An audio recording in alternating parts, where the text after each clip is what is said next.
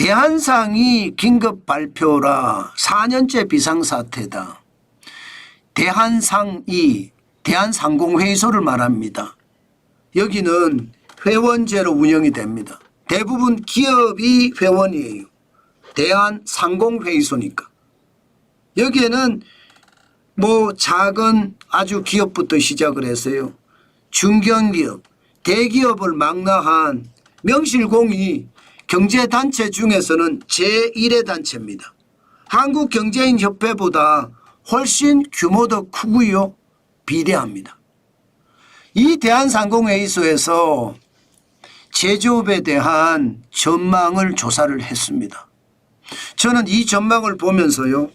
와, 제가 진짜 큰 충격을 받았어요. 왜 충격을 받았느냐? 이거 한번 보세요. 16분기 연속 기업 경기 실사 지수가 100이야입니다. 100이야. BSI라고 해서 기업의 경기를 전망하는 지수거든요. 이게 16분기면 4년째 계속 헤매고 있다는 뜻입니다. 여러분들이 보시는 것처럼 2021년 4분기에 90일까지 떨어졌습니다. 이게 100이 기준점이거든. 100이. 100 아래로 빠졌어요. 그러면 얼마나 충격이 되는지 여러분도 짐작하시죠? 이게 말입니다. 계속 100 아래에서 머물다가 2025년 1분기는 60일까지 떨어졌습니다. 그런데 문제는요. 2분기면 4월, 5월, 6월이잖아요. 여기도 79예요. 문제는 3분기예요. 3분기는 7월, 8월, 9월입니다. 7월, 8월, 9월에도 80일이에요. 80일. 80일이면 100에서 한참 모자라잖아요. 경기가 그만큼 살아날 가능성이 없다는 거예요. 제조업이. 뭐 제가 여러분들에게 여러 번에 걸쳐서 말씀을 드렸지만 지금 제조업은 지금 초토화되고 있다. 작은 중소기업도 그렇고요. 심지어 중견기업, 대기업도 타격을 받고 있다. 중국의 알리익스프레스니 테무니 징두미니 쉐인이 마구마구 들어오고요. 지금 중국 업체들이 그야말로 유통을 장악해 가고 있습니다. 심지어 물류까지도 국제 물류는 특히 중국에서 넘어오는 물류는 중국인들이 다 장악하고 있어요.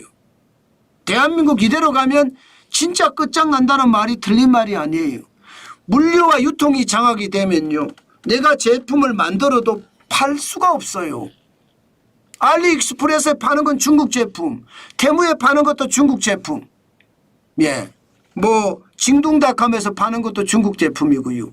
쉬인에서 파는 것도 중국 제품이에요. 그러면 우리 제조업은요. 그야말로 박살나는 거죠. 저는 충격적인 게 2020년 3분기가 55였습니다. 그렇지만 그 당시 코로나 팬데믹은요. 우리만의 문제가 아니라 전 세계적인 문제였고요. 더 중요한 것은 V자 반등으로 경기가 회복이 됐어요. 쉽게 회복이 됐다는 뜻이에요. 그런데 지금 제조업 경기 전망 지수를 보면 지금은요. 2022년, 2021년이죠. 4분기부터 지금까지 지지부진. 저성장의 깊이만 점점 깊어진 거예요. 그래서 지금 충격파가 더 크다. 저는 여러분들에게 그렇게 말씀드리고요. 이 정도면 16분기 연속 100 이하를 기록했으니까 4년째 대한민국은 비상사태이라는 것 여러분들도 짐작하시죠? 아마 충분히 느끼실 수 있을 겁니다. 종목별로 보더라도요. 참 좋지 않아요. 여러분들이 만약에 투자를 할 요량이면 지금 업종별로 기업 경기 전망 지수를 지금 제가 말씀을 드리고 있는데 이런 종목들을 유심히 보십시오. 화장품 113입니다. 굉장히 경기가 좋습니다. 반도체 109입니다. 굉장히 좋아지고 있죠. 제약 바이오 109입니다. 나쁘지 않습니다. 그렇지만 나머지를 보세요. 나머지. 조선은 올라오고는 있으나 97입니다. 기준선이 100인데 100 아래예요. 식음료도 96이고요. 의료 정밀도 96, 전자통신은 93이고요. 기계는 82예요. 굉장히 많이 떨어졌죠. 전기 장비도 81이고요. 섬유, 와, 충격적이에요. 지금 79입니다. 자동차도 76이고요. 정유나 석유화학은 폭망했다고 하죠. 예, 72입니다. 철강, 지금 대미 수출까지 안 되고 있어요. 67이에요. 중국의 덤핑도 커지고요. 비금속 광물 50일입니다. 처참하죠.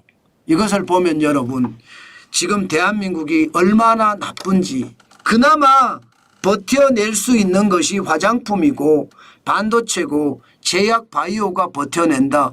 이렇게 지금 보면 틀리지는 않습니다. 그만큼 전자나 전기장비, 전자통신도 93이니까 우리의 주력인데, 그죠? 주력인데 지금 굉장히 나쁘죠.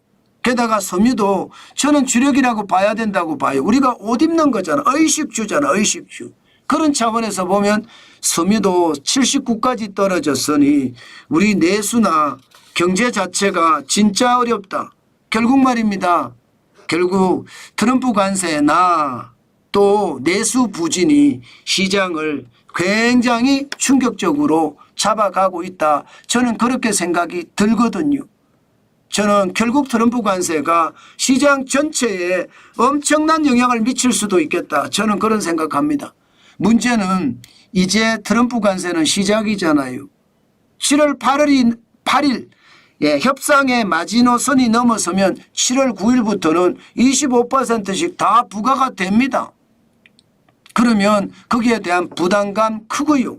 종목별로 철강에도 50%, 알루미늄에도 50%, 가전에도 50%, 자동차는 25%고요. 자동차 부품도 25%, 스마트폰도 25%, 반도체나 아마 의약품 쪽도 지금 트럼프 관세를 매길 가능성이 크거든요. 그렇게 생각을 하면 앞으로 경제는 더 나빠진다. 제조업은 더 비상이다. 이렇게 얘기가 되고요. 결국에는 저는 최악의 상황이 오지 않을까 그런 두려움이 있어요. 당장 말입니다. 한국은행에서 발표한 내용을 보면 외부 감사 대상 기업 중에 이자 보상 비율이 100% 이하인 기업, 이게 말은 어렵지만 분명한 것은요, 벌어서 영업이익을 내서 이자를 못 갚는다는 뜻이에요. 100% 이하니까. 예, 벌어서 이자도 못 내. 그런 기업이 말입니다. 10개 기업 중에 4개예요. 10개 기업 중에 4개. 영업이익으로 이자조차도 못 갚는다는 의미잖아요. 그것도 조사를 2024년 3만 4,167곳을 대상으로 했습니다. 여기에 외부 감사 대상 기업이라고 되어 있잖아요. 외부 감사를 받아야 되는 대상 기업이면 그나마 규모가 좀 있는 기업이라는 뜻이에요. 이런 기업들의 상황이 진짜 어렵다 이 말입니다. 결국 말입니다.